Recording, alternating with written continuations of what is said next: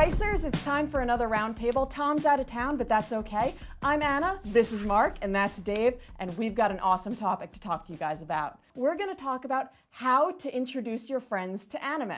We all have friends that don't really like anime or kind of have preconceived notions about it, and we want to show them an anime that's going to, well, make them say, hey, maybe this anime stuff's pretty cool. It really is a hard thing to convert people. You have so many people with misconceptions. They think every anime has like a robot growing out of your head or some moe girl. Right. And like I remember when I was in high school, one of my best friends didn't believe me that anime was awesome. So I randomly grabbed off the Blockbuster shelf some anime and we popped it in, and kid you not, it was like the one anime that for 30 minutes was a sex scene. And this was in the middle of high school, and he was just like, look, yeah, see, it's all porn. So guys, these are some animes that will help you to figure out how to introduce your friends to anime. So Dave, why don't you start? Well, the one that I always feel like is the best one to get people to watch anime is Death Note. Death Note is one of the finest animes ever created. Basically, it is an anime about this young genius teen who gets this notebook that has supernatural powers, and essentially anyone whose name he writes in the notebook will die. He gets pretty corrupt pretty quickly and decides he's gonna create this new world where he's the god and he's gonna kill everybody who's evil, and then he will rule over this new world. People start dying left and right, so the greatest detective in the world, named L, goes and tries to stop him. And it's basically a big cat and mouse game. Mm-hmm. Yeah, I personally love Death Note. I think it's fantastic. And I think all of us have had at least one person that we've sort of been able to introduce to the world of anime through Death Note. Oh yeah, definitely. Because it's such a good story that, yeah, it's got these weird elements of anime where you have these extreme camera movements and just like weird, crazy shit going on. And you've got weird supernatural stuff, but it handles it in such a universal way that you can just drop in and you can pick up on it really, really fast. Yeah, I mean, I love the fact that usually I would describe Death Note to friends who haven't seen it yet, is I say it's like Sherlock Holmes, but if Moriarty was the main character. Yeah. Because Light is evil. I mean, the bad guy is the main character, and L, who's the guy chasing after him, you know, he's Sherlock Holmes, and it's just so great. And also, I think the best part about Death Note for people who, you know, are scared to get an anime is it's only like 37 episodes. Yeah. So it's a short run. It's not something like One Piece Yeah. that's been going on for what, like 11, 12 years. That how you ever gonna catch up? So Mark, what's one of yours? So along those lines, I'm gonna have to go with your shirt there.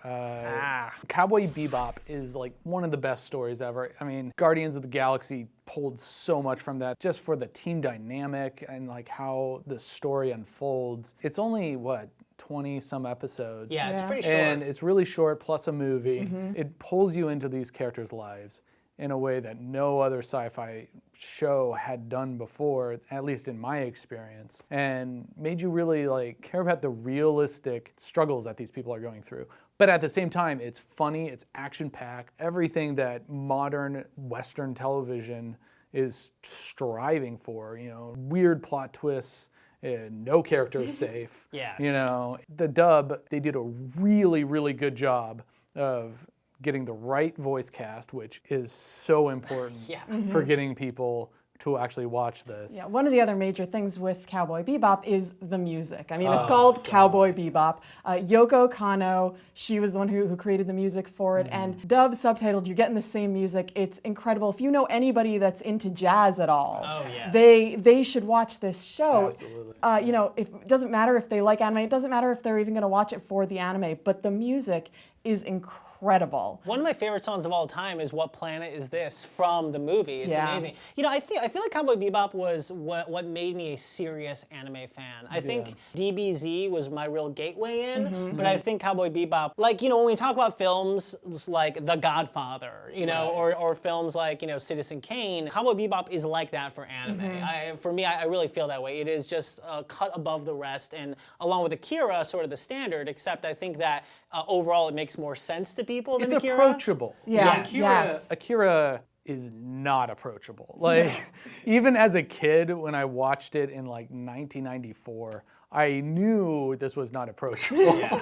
You know, I watch it, I'm like, this is rad, and I love it, and I only vaguely understand it, but I'm never gonna show this to like any of my friends or anything like that. Because it would scare them off. It would really scare them off. And like, I also think with Cowboy Bebop, going back to that story I told about my friend in high school, And the tentacle when porn? he finally, it wasn't tentacle porn, it was just sex. And when I finally convinced him to watch Cowboy Bebop, that's what got him into it. Nice. There you go. That makes sense. Yeah. Anna? Now, for those of you who don't actually know what Cowboy Bebop is for some reason, it's about space bounty hunters. I mean, that's really the main crux of it, and they're always sort of trying to make a buck because they're not rich. They've got a sort of worn out ship. They're a ragtag bunch of misfits, and the show is amazing. Imagine the Guardians of the Galaxy and the Millennium Falcon flying around. It's essentially the same thing. Like, sort of for me, what sums up the entire show, there's just one scene where Spike's walking around the ship, and he keeps getting aired up while brushing his teeth. And like, it's just like, it's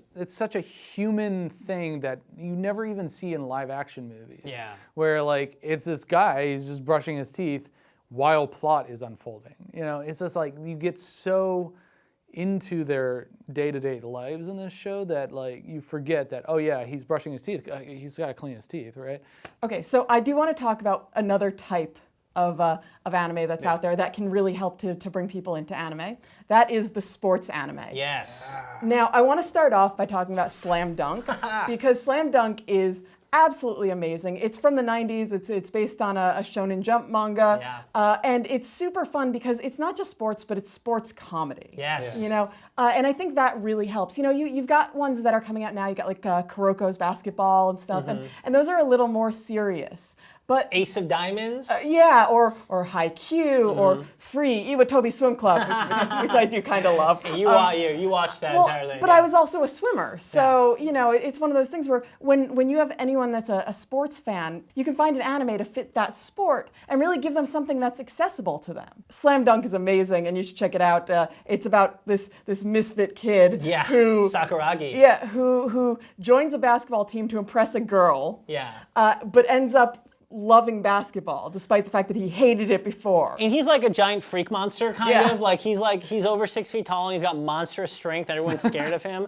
But what's really funny is Slam Dunk is an insanely popular anime in Japan, but a lot of people in America don't really know it that well. But what's really funny is we watched Slam Dunk and then we started watching Naruto. And I didn't like Naruto when I started watching it because it was so clear that Kishimoto based the relationship of Naruto and Sasuke off of the relationship between Sakuragi and Rukawa!